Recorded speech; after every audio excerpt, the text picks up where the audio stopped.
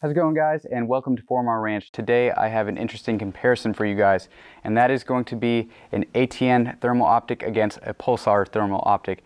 Now what is really exciting about this one is that this is actually the latest and greatest offered by both of these manufacturers, which are some pretty big names in the thermal and night vision industry. So I hope that this will be a beneficial video for those of you looking to get into thermal and night vision, just so you can kind of weigh out the pros and cons of both of these manufacturers. Now, before I get started, I want to lay out some ground rules and put some background information out there for you guys. So as far as my relationship goes with these optics, I have not invested any of my own personal money in either one of these. They're both actually currently being loaned to me so that I can make this video. Now, with that said, I feel that I'm truly not biased one way or the other because, again, I don't really have an emotional tie to either one of these optics. I have not purchased one or the other. So I'm really trying to give you guys my honest and unbiased opinion. So let's go ahead and dive into these optics, guys. So on my left, your right, we have the ATN ThOR 4. Now this is a 4.5 to 18 power model with a 384 by 288 sensor. On the other side, we have the Pulsar Thermion XM50. Now this magnification is a 5.5 to 22 power. The sensor of the Thermion is a 340 by 240. So both of these have basically a base sensor configuration. Both of the manufacturers do offer a higher resolution sensor, but we're kind of comparing the base model, which I feel most people getting into the thermal market will probably go for this, as the higher resolution sensor are considerably more expensive and not for someone who's kind of getting into that game, which is what I'm hoping this video is suited for. If you're just doing your research on one manufacturer or the other, I'm really gearing this video towards you.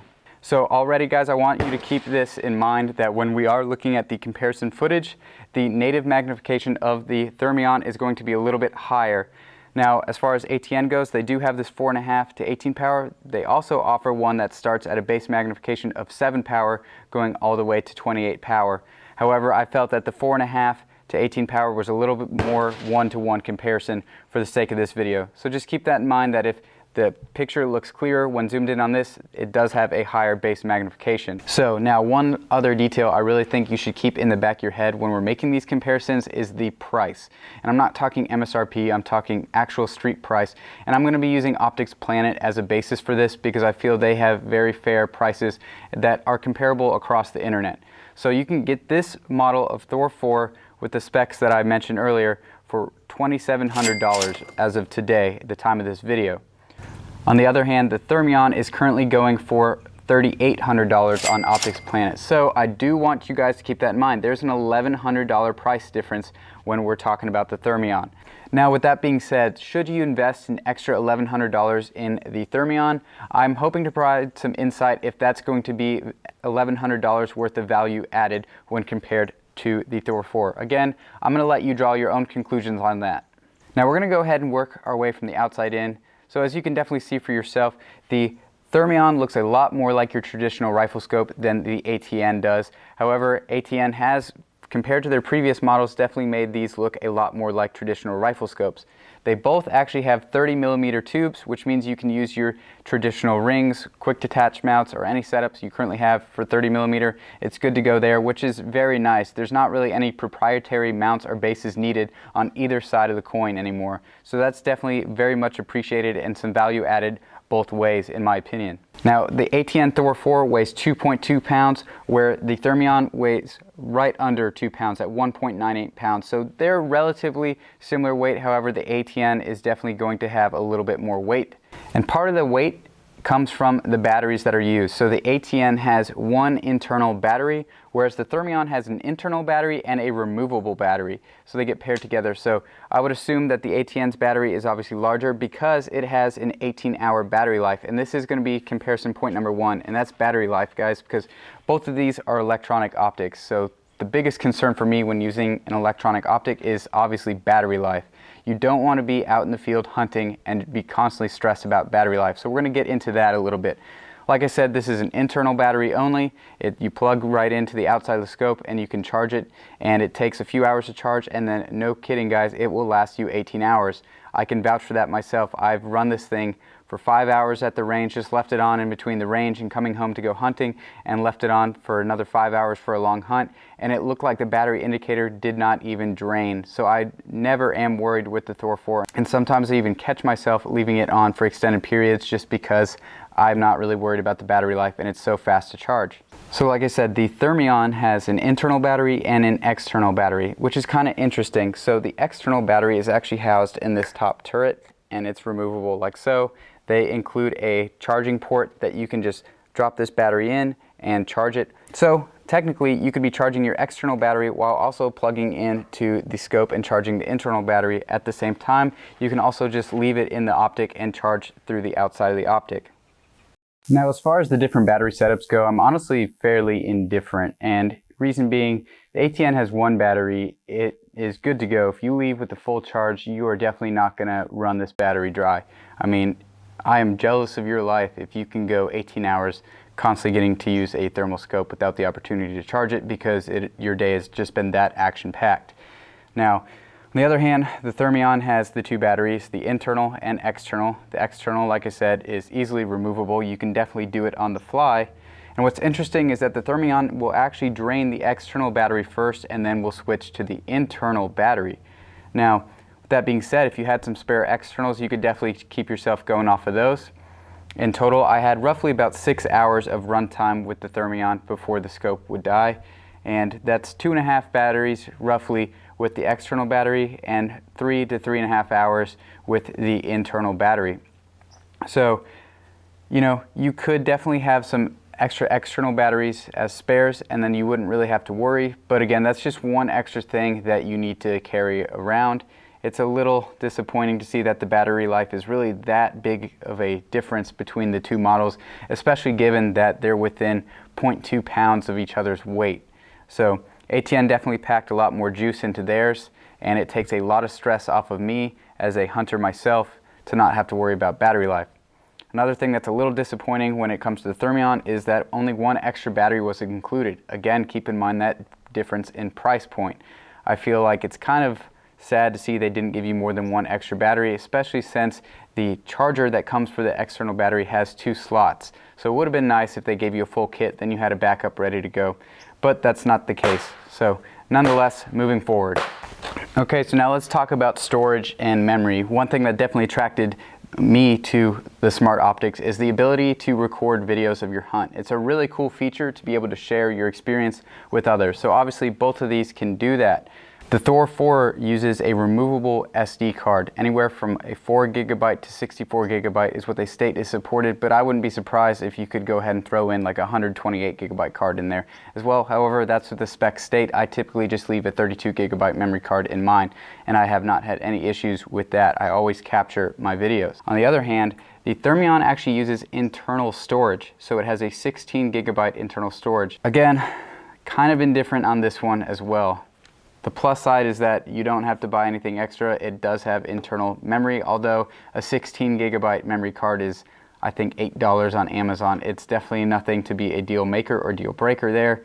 I just don't quite know how I personally feel about it being internal storage. It is so convenient for me to just pop a memory card out and then take it to my computer and download things. Whereas with the Thermion, you're going to have to take your whole setup, get it next to your computer, and then plug it into your computer. It's just a little bit extra hassle, but on the other side, there is the advantage of you don't have a memory card to have to worry about. Now, with internal memory, if something becomes corrupted, it's going to be a lot more of a pain for you as the user. You're definitely going to have to send it in to get serviced, whereas if you happen to corrupt a memory card, you can just buy a new one as far as the ATN side of things go. So now, diving into usability of these two platforms. The ATN has a comfortable 90mm eye relief. It definitely makes it easy on the shooter to get behind it and sit behind it comfortably. Should you put this on something a little bit harder kicking than an AR-15 like shown here, then it will definitely be nice to know that you don't have to risk getting scope eye. The Thermion comes in with a 50mm eye relief, so it is roughly half of what the ATN has. Now personally, I didn't have any issues as far as comfort goes, but you do get double the eye relief when you're talking about the ThOR 4 over the Thermion. Now on the other side of usability, there was one major issue I had when using the Thermion, and that was honestly the display brightness. I had the hardest time trying to see the screen when I was trying to just get this thing zeroed. Now, it wasn't even midday, it was honestly late afternoon. The sun was starting to go down and I just really struggled to see things. At closer range targets that were a little bit more vibrant, you could definitely make it work. I went back and forth between using the eyepiece and not using the eyepiece. Now personally, I don't really like using the eyepieces on either one of these optics, just not my preference. And even with the eyepiece, I still had difficulty seeing the display. Now I don't know if it's something that I personally was doing wrong. It's fairly intuitive to get to the brightness and turn things up. I made sure that the brightness was as high as it would go, and I still borderline struggled to see what I was looking at. Not only was it kind of difficult to see what I was aiming at when navigating through the menu, the icons were somewhat difficult to see as well. You can actually also adjust the brightness of the icons, and I again made sure that that was up all the way, but I still had extreme difficulty when trying to navigate through the menu and just see things. Now the ThOR 4 does not suffer from that problem. Honestly, you can almost blind yourself with how bright the display is able to get. I usually have it on level 3 to 4 during the daylight. Sometimes if needed, I'll go ahead and turn it on level 5, which is as bright as the ThOR 4 can get, and that is definitely extremely bright. So much so that if you accidentally leave the brightness on level 5 and you go ahead and pull this thing out at night and power it on for the first time in a while, it's definitely going to get your attention pretty fast and you're going to want to crank that thing down all the way. At night, I leave it on level 1, and sometimes in the pitch black of night, that is almost slightly too bright, but it's definitely doable. At night, the Thermion obviously didn't have any issues. I was able to comfortably see things at night, and it definitely made a big difference. Now, this is really only a difficulty for when you want to take it to the range for the first time, assuming during the day to get this thing zeroed in. Other than that, I don't foresee the brightness being that big of an issue, but if you ever do need to use it during the day, it was definitely difficult to do so. Now, the zoom functionality. The ATN has this dial on the side, and it zooms in and out, and that's all there is to it. So you can leave your primary hand still on your firearm, you take your support hand, and you zoom in and out, no big deal. Whereas on the Thermion, it does have a similar dial on the same side of the scope, but you also have to press a second button on the rear eyepiece to activate the zoom function. Now, me personally, that kind of drives me crazy. I think it's kind of tedious to have to take both of your hands off your firearm just to zoom in. Now, they do have kind of a quick zoom function where you hold in that zoom button and it'll jump to a different magnification. So this one again is a 5.5 to 22 power. You hold that zoom button in, it'll jump to 11. You press it again, it'll go to 22. Or you can use the wheel and then it zooms in incredibly slowly, but you can kind of fine tune what you want. Now, one option that Pulsar does have that ATN doesn't have is the picture-in-picture zoom, where you can leave, for example, on this optic, you could have an 11 power or a 22 power window pulled up. Again, you can fine-tune that as well, but that's what it'll default you to while having a zoomed-out picture under the rest of your profile. That's incredibly useful in my opinion. You can take that first precise shot with that little window and then quickly be ready to do the follow-up shots. But again, if you're wanting to zoom in during your hunt, which happens more often than not, I just really dislike the fact that you have to use two hands in order to enable that function. That's just definitely not something that I was a fan of on this optic, and I feel like one of these days, would I be using this long term, it would kind of put me in a situation where I may miss out on a critical moment because of the added tediousness of having to use both of my hands to operate it. Now, and the last thing is the button layout on the ATN versus the Thermion. The ATN has their buttons oriented to where the top can actually be used as a keypad to scroll up, down, left, and right, whereas the Thermion has a dial that it uses on the left side. You lightly press to get into some of the shortcut menu, and then you hard press to get into the actual menu with all the settings and configurations for the scope. In order to go backwards in the menu, you have to hard press, and to select something you just lightly press. It's not that I didn't like it entirely, it's just that it was different and it took some getting used to. Although I do like how on the ATN menu there's an actual back button that you can select so that you don't accidentally back out of a menu, whereas on the Thermion, if you accidentally press too long when you're trying to select something, you'll back out of the menu. Again, just a learning curve that's totally, on me as the user. I'm sure over time, as I continue to get used to the Thermion, it definitely wouldn't be that big of a deal breaker there. Now, the ATN has a dedicated photo and video button, so it makes it, again, fairly intuitive, whereas the Thermion, you have to use some more of those shortcuts that are less intuitive. You simply press the record button to start recording a video, you press again to stop recording, you hard press it to switch it to photo, and then you hard press it again to switch it back to video. So again, not impossible to use, but I feel like if you were using both of these for the very first time, never being exposed to either one of them, I feel like you're going to figure out the ATN a little bit faster than you can figure out the Thermion, because they kind of have this, again, to get the aesthetics that they wanted. I feel there's a little bit less buttons to work with on the Thermion than on the ATN.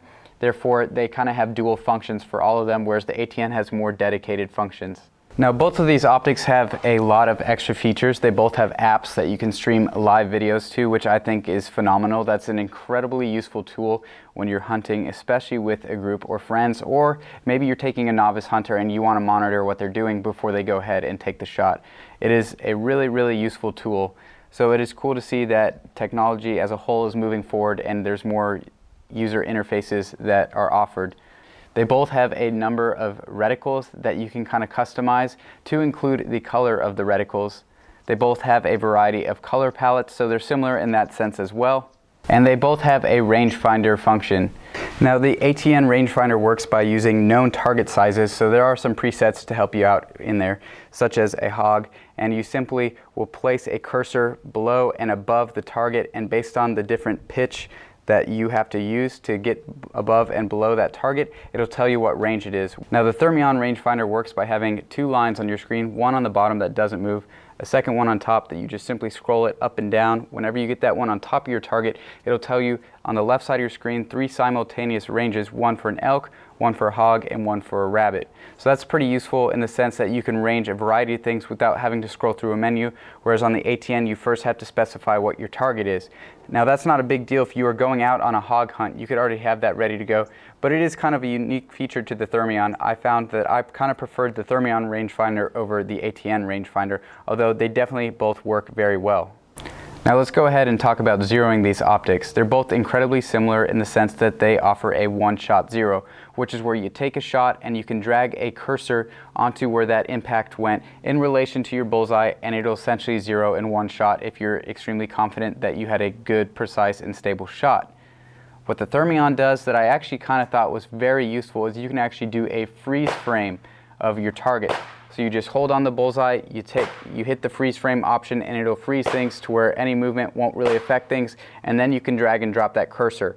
Now, there's some things that I'm kind of indifferent about. I'll again let you guys draw your own conclusions to see what's better suited for you. But one thing I noticed is that when you record video on the ATN, it'll have the ATN logo, it'll have a date stamp and a time stamp, and that's essentially it. That's all the information that's on that exported video. Whereas on the Thermion, it includes a lot of the information, and you'll be able to see this in the example footage I have for you. So it's not really a pro or a con, it's just kind of there. With the ATN, you get a little bit more cleaner video output, whereas the Thermion, you have that extra information where it might be useful to know what magnification you're on, for example, but you may not want all that extra clutter on your video. So again, just something I noticed there. Another thing that I found kind of interesting is that the Thermion, as of right now, is not recording audio. It appears that they do have a microphone built in and ready to go. I've kind of done some digging on the internet. Apparently the earlier release models that are out now that they were trying to get out into production don't have audio enabled, but it's apparently in the works that they'll have audio enabled in the future. I'm assuming this is going to be a firmware update. I just find that kind of interesting that something is for sale on the market and it's not fully functional as of yet. I guess if you're dying to get your hands on this and you are willing to sacrifice audio recording, then wait for it, then I guess I could see that. I just find it interesting, again, at that different price point that you don't have all those features fully enabled at the time that it is available for sale. Now, audio is definitely not critical to capturing your hunt, but it's definitely nice, especially if you're with a friend. You kind of hear some of that dialogue and conversation. You can kind of recollect your thoughts. It just overall helps you relive that hunt better than if you had no audio. So I definitely hope to see some audio in this in the future. Unfortunately, that doesn't let me do an audio comparison of the ATN versus the Pulsar because I can't give you audio as of right now to compare. Audio test, audio test. This is audio from the ThOR 4, unedited and not touched up. Now, as far as weather resistance, the ATN is only rated weather resistant. I've not had any issues. I've had it in light rain, dusty environments. It's still functioning. It's still running just fine for me.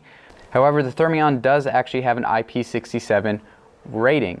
So in theory, this one's probably going to be a lot more weather sealed and weather resistant than the ThOR 4. Now, as far as your display resolution goes, your ThOR 4 has a 1280 by 720 resolution, whereas the Thermion has a 1024 by 768. So the resolution is going to be a little bit sharper on the ThOR 4 than on the Thermion, although for me it's really not a noticeable difference, and they both look really good to the eye. Now, when you export video, the ThOR 4 has a 1280 by 960 resolution, whereas when you export video on the Thermion, it has a 1024 by 768 resolution. So although when you view it through the rifle scope, I don't see a difference by the numbers, when you export the video, you're going to retain more resolution on the ATN than you will on the Thermion. So if that's something critical to you, you want the highest resolution hunting videos possible, the ATN is going to do it for you when compared to the Thermion. Another thing that I was a little nitpicky about is I did not see rings included with this Thermion. So for, again, the additional price point, I think that it's kind of a disappointment that you didn't get an extra battery or rings, whereas the ATN, for a definitely more affordable price point, you do get rings included. Now, what's on my Optic right now is not the included rings, it is actually the quick detach rings. Ironically, the rings that came with this Optic are now being used on the Thermion. Pepsi bottle, a Coca-Cola glass. I don't give a damn. Okay, so let's go ahead and check out some of the sample footage I got to give you more insight so you can again draw your own conclusions when you're looking at the recorded footage. Keep in mind that when viewing through these scopes, it always looks so much sharper to the user than once it's exported. They get downgraded a little bit, and again, on such a small display, everything looks absolutely crystal clear versus when you blow it up larger.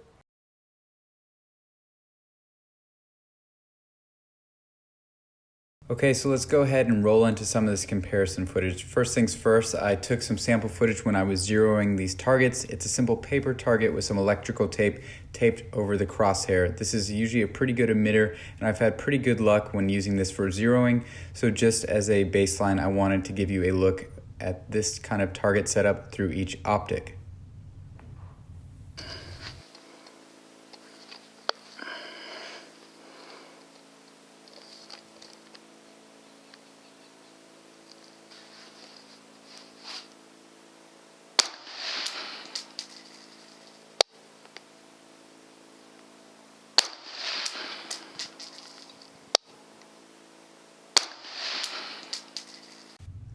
Again, I'm going to go ahead and let you draw your own conclusions, so I'm really not going to comment on how I interpret this footage, but I'll go ahead and stack a lot of these comparisons side by side so that it's easier for you to make comparisons on.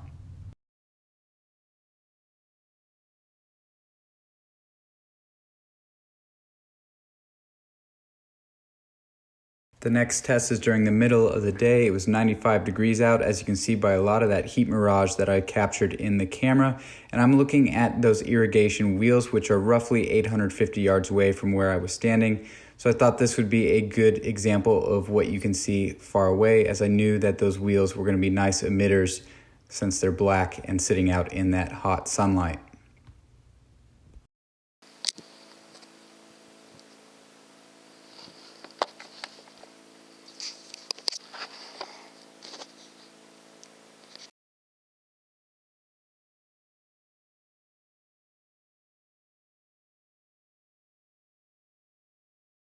And then I went ahead and cranked each optic up to its maximum power so that you could get a look at that.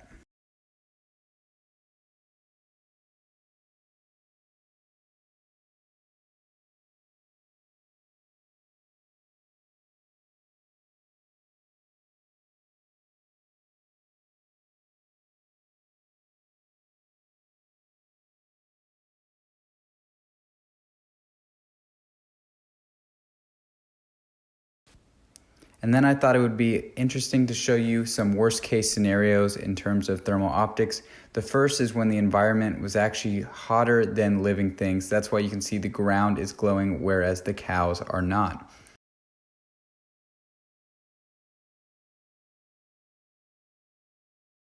Next, I wanted to show you how each optic was able to penetrate through fog that was setting in during the morning.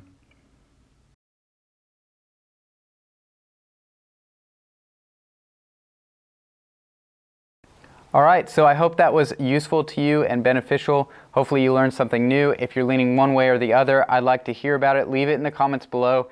And I would like to hear about your experiences. If you're someone that uses ATN or Pulsar, let me know your thoughts in the comments below. I'd kind of like to open the floor for further discussion so we can learn from each other. I'd like to thank you for stopping by 4MR Ranch, and as always guys, have a good one.